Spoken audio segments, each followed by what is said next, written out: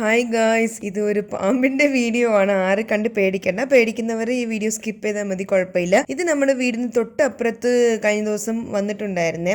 അപ്പോൾ അങ്കിൾ വന്നിട്ട് വിളിച്ച് ഒന്ന് ഓടിവായോ എന്ന്.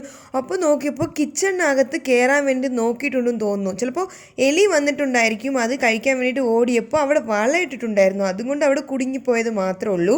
സപ്പോസ് അവിടെ വളമൊന്നും ഇല്ലെങ്കിൽ വീടിനകത്ത് കയറി എന്തെങ്കിലും അപകടം സംഭവിച്ചേനെ. ഭാഗ്യത്തിന് അതൊന്നും സംഭവിക്കാതെ ദൈവം നോക്കി. പിന്നെ ഒരാളെ വിളിച്ചു പാമ്പ് പിടിക്കാൻ വേണ്ടിയിട്ട്. ഇങ്ങയുടെ പേര് സുധീഷാണ്. വള്ളിച്ചൽ എന്ന് പറഞ്ഞൊരു സ്ഥലത്തു നിന്നാണ് വന്നത്, ട്രിവാൻഡ്രത്ത്.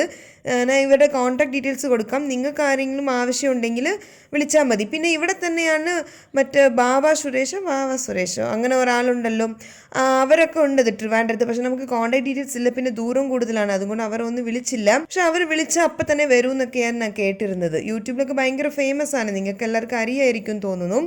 ഇങ്ങനെയാണെങ്കിൽ വള്ളിച്ചൽ വെള്ളയാണി ഭാഗത്ത് ആർക്കെങ്കിലും വീട്ടിൽ പാമ്പ് പിടിക്കണമെങ്കിൽ പോകുന്ന തോന്നുന്നു. നിങ്ങൾക്ക് ട്രിവാൻഡ്രം ഉള്ളവർ വിളിച്ച് നോക്കിയാൽ മതി, ചിലപ്പോൾ വരാൻ പറ്റുമെങ്കിൽ വന്നേനെ. അല്ലെങ്കിൽ വേറെ ആരെങ്കിലും കോൺടാക്ട് ഡീറ്റെയിൽസ് കൊടുക്കുമായിരിക്കും. ഇവർക്ക് ഒരു ആപ്പ് ഉണ്ട് കേട്ടോ. ഈ ആപ്പിൽ എവിടെയൊക്കെ പാമ്പ് കാണുന്നുണ്ടോ അതിന് ഫോട്ടോയോ വീഡിയോ എടുത്ത് ഇവർ അപ്ലോഡ് ചെയ്യും. അതിൻ്റെ ഡീറ്റെയിൽസ്, എത്ര നീളം, ഏതാണ് വക, ഫീമെയിൽ ആണോ മെയിൽ ആണോ എല്ലാം അയച്ചു കൊടുത്തും. അങ്ങനെ അവർ അയച്ചു കൊടുക്കുമ്പോൾ അവർ അപ്രൂവ് ചെയ്യും. അപ്രൂവ് അല്ല, ഫോം എന്തെങ്കിലും സബ്മിറ്റ് ചെയ്യണം, അങ്ങനെ എന്താണ് പറഞ്ഞത്.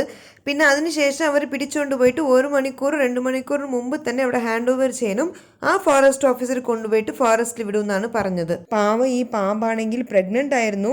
അതൊക്കെ കാണുമ്പോൾ പാവം തോന്നി. പക്ഷേ അങ്ങേര് കണ്ട എന്ത് സ്പീഡിലാണ് അത് ഓടിപ്പോയപ്പോൾ പിടിച്ചത്. ഇത് കിങ് കോബ്രയുടെ ഒരു വകയാണെന്ന് പറഞ്ഞത്.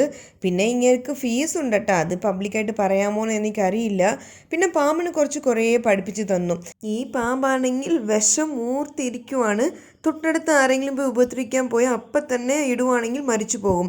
അത്രയ്ക്ക് വിഷമുള്ള പാമ്പ് എന്നാണ് പറഞ്ഞത്.